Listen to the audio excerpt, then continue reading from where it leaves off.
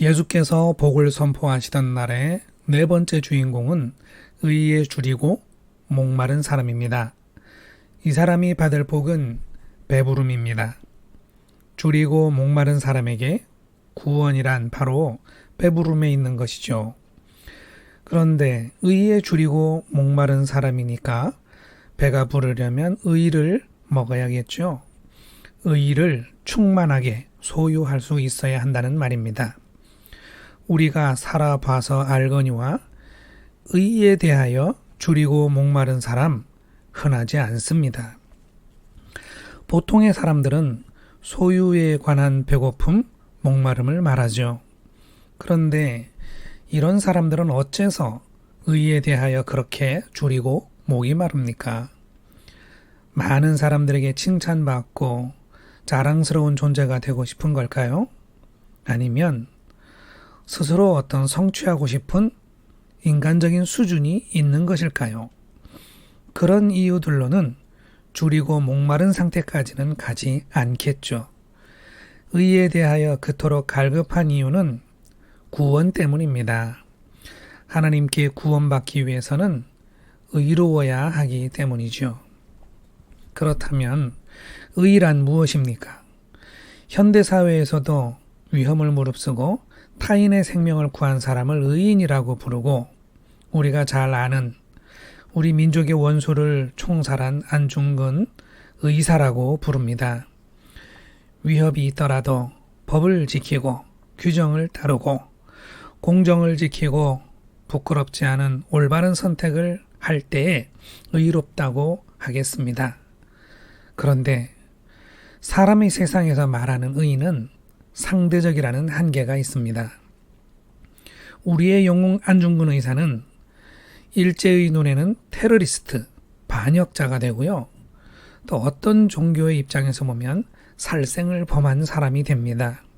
이쪽에서 보면 의인데 저쪽에서 보면 불의하게 되는 것이죠.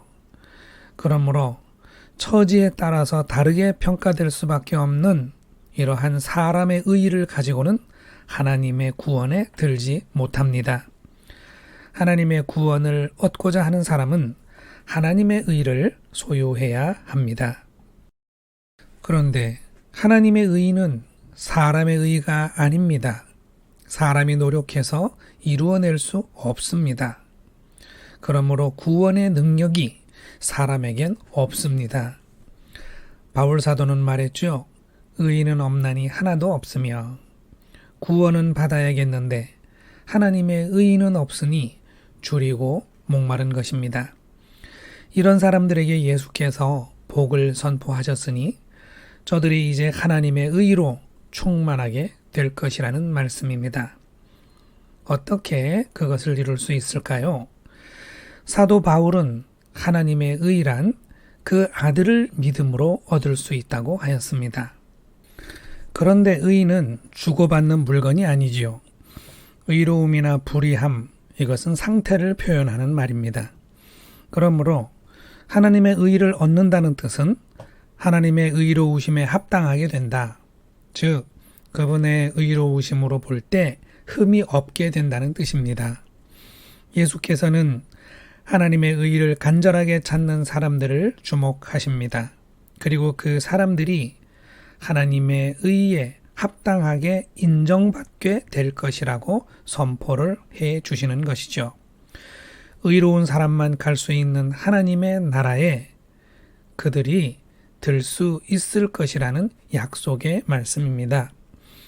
만일 오늘 묵상이 조금 어렵게 들린다면 두어 번 더 반복하시면 훨씬 더 단순하게 이해할 수 있을 것 같네요.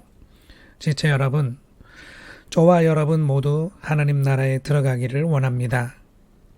그러므로 예수 그리스도를 더욱 든든히 믿음으로 그분의 이름으로 하나님의 의의 문을 열고 하나님 나라에 완전하게 들게 되기를 간절히 소원합니다. 아멘.